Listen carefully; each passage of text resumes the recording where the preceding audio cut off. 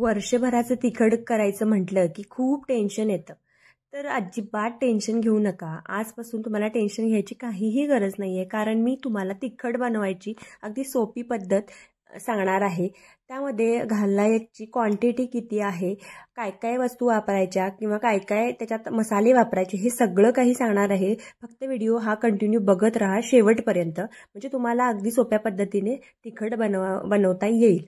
तर चला मग आता हे जे सगळं साहित्य दिसतंय तुम्हाला, तर हे सगळं साहित्य मी एक एक करून सांगते. पहिल्यांदा सुका मसाला सांगते. बदाम फूल घेतलंय इथं, कसुरी मेथी घेतलीये. तर किती घ्यायची हे तुम्हाला वेगळी एक लिस्ट देते मी. इथं जिरं घेतलंय, त्याच्यानंतर मोठी जी विलायची असते तर ती घेतलीये. त्यानंतर इथं पण लवंग घेतलेत, काळी मिरी घेतलीये, दालचिनी, धणे आहेत किलो, 1 किलो धणे आहेत. त्यानंतर 4 जायफळ घेतलेत. खोबरं बघा, सुकलेलं खोबरं आहे, हे जवळजवळ 1.5 ते 2 किलो आपण खोबरं घेतलंय. त्यानंतर दगडी फूल आहे 1/2 किलो. त्यानंतर 1 किलो पांढरे तीळ घेतलेत आपण. त्यानंतर इथे काळी मिरी घेतली आहे. जे या मसाल्यांचं जे अचूक माप आहे ते मी तुम्हाला सुरुवातीलाच दिलेलं आहे, किंवा जर तुम्हाला समजलं नसेल तर डिस्क्रिप्शनमध्ये पण मी देते, ते तुम्ही व्यवस्थित बघा. आणि ह्याच्यामध्ये खसखस कंपल्सरी घालायची आहे. त्यानंतर इथं मोहरी आहे, धणे आहेत, दालचिनी आहे, तमालपत्र आहे. हे सगळं काही आपल्याला घ्यायचं आहे मसाल्यासाठी. तर हा झाला सुका मसाला. तर हा सगळा आपल्याला व्यवस्थित भाजून घ्यायचा आहे. भाजून घेतल्याशिवाय अजिबात घालायचं नाही. जर तुम्हाला खमंग तिखट किंवा चटणी करायची असेल तर कंपल्सरी हे भाजून घ्यायचं. थोडंसं असं तेल टाकून, 1-2 चमचे तेल टाकून आपल्याला भाजून घ्यायचं. त्यानंतर हा आहे ओला मसाला. तर आता मी ओला मसाला सांगते तुम्हाला. तर आपण इथे बनवतोय 12 किलो मिरच्यांची चटणी बनवणार आहोत. त्यासाठी मी 4 पेंड्या इथं कोथिंबीरच्या घेतल्यात. कोथिंबीर थोडी जून बघून घ्यायची, ज्याला फुलं आलेली असतात पांढरे किंवा बी आलेले असतात अशी बघून कोथिंबीर घ्यायची. लक्षात ठेवा कधी पण. तर ती कोथिंबीर मस्त धुवून स्वच्छ बारीक चिरून घेतलेली आहे आणि सुकवून घ्यायची ती.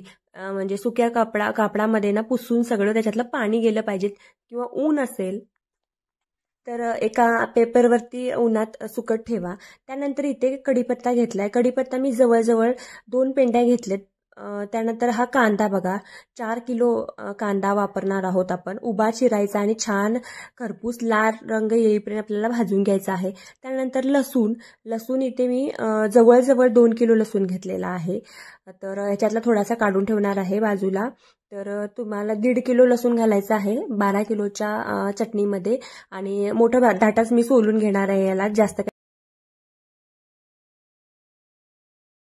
आता चटणी बनवताना मेन काम असतं हे सगळा मसाला भाजून घ्यायचा. तर खोबरं आता मस्तपैकी लाल रंग येईपर्यंत खरपूस भाजून घ्यायचं. जास्त पण काळपट करायचं नाही, नाहीतर चटणी तुमची तिखट होईल. तर याला लाल रंग येईपर्यंत भाजून घ्यायचं. छान घरभर वास सुटला की समजायचं तुमचं खोबरं भाजलेलं आहे. जास्त खरपूस काळा कलर येईपर्यंत भाजायचं नाही. आणि थोडंसं तेल टाकूनच मसाला भाजायचा, म्हणजे व्यवस्थित भाजतो. तर खोबरं व्यवस्थित भाजलं गेलं पाहिजेत. मेन तुमचं काम आहे खोबरं भाजण्याचं. तर उभा असं बारीक चिरून घ्यायचं, किंवा तुम्ही खिसणीवरती खिसून, जे मोठ्या खिसणी असते मोठ्या पानाची, तर त्याच्यावरती खिसून जर भाजला तरी चालतं. त्यानंतर कांदा, आता 12 किलो जर मिरच्या असतील तर इथे आम्ही 4 किलो मोठा कांदा वापरतो, तो पण पांढऱ्या कलरचा. तर तो मोठा चिरून घ्यायचा आणि छानपैकी बघा मस्तपैकी लाल कलर येईपर्यंत भाजायचा. तेल जास्त वापरायचं कांदा भाजताना, आणि छानपैकी म्हणजे जेवढा चिरताना कांदा होता त्याच्या निम्मा कांदा बघा व्यवस्थित.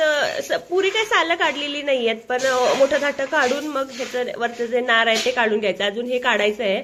तर थोडंसं उन्हात वाळत घातलं होतं की लवकर ह्याचं निघून जाईल वरची सालं. तर हे व्यवस्थित थोडंसं काढून घ्यायचं आहे. अजून कोथिंबीर जवळजवळ 4 पेंड्या आहेत, 4-5 पेंड्या आहेत. आणि स्वच्छ धुवून बारीक चिरून घ्यायची. बारीक म्हणजे एकदम बारीक नाही चिरली तरी चालेल, कारण शेवटी मशीनमध्येच घालायचं आहे. त्यामुळे मोठी दाटी अशी चिरून घेतलेली आहे स्वच्छ करून. आणि त्यानंतर कढीपत्ता इथे ना 2 पेंड्या, जर पेंड्याच्या हिशोबानं बघितला तर 2 पेंड्या, 2 मोठ्या 2 पेंड्या आहेत. हा घरचाच आमचा कढीपत्ता आहे, त्यामुळे अंदाजे घेतलेला आहे. पण भरपूर असा कढीपत्ता घालायचा. त्यानंतर अद्रक इथे अर्धा किलो घेतलेला आहे, बारीक चिरून स्वच्छ रात्री धुवून ठेवलं होतं, जेणेकरून याच्यात ते माती वगैरे वाळू वगैरे ती असेल तर ती निघून जाईल, आणि छानपैकी बारीक चिरून घेतलंय.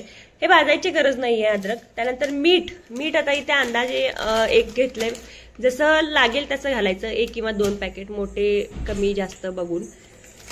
तिखट चवीला म्हणजे जर 12 किलोला आम्ही 2-1.5 पाकिट तरी लागतं मिठाचे. आता मिरच्या किती घ्यायच्या हे सांगते. संकेश्वरी मिरच्या घेतल्यात 8 किलो, बेडगी मिरच्या 2 किलो आणि काश्मीरी मिरच्या 2 किलो. तर असं सगळं मिळून 12 किलो मिरच्या होतात. तर खाली मसाला भाजतोय आम्ही आणि वरती उन्हात मिरच्या वाळत घातलेल्या आहेत. कुरकुरीत एकदम मिरच्या व्हायला पाहिजे, तर तुमचं तिखट जे आहे ती चटणी खूप छान होते, खुसखुशीत आणि खमंग होते. तर मिरच्या कुरकुरीत असणं खूप गरजेचं आहे. जर ऊन नसेल तर तुम्ही काजू फॅक्टरीच्या भट्टीत जरी भाजून आणलात तरी चालतं. तर हे बघा, मी जसं सांगितलं होतं, तर 12 किलो मिरच्यांचं जवळजवळ 21 किलो तिखट झालेलं आहे. खूप झणझणीत आणि तिखट खमंग असं होतं. या जर मेजरमेंटने तुम्ही तिखट बनवलात तर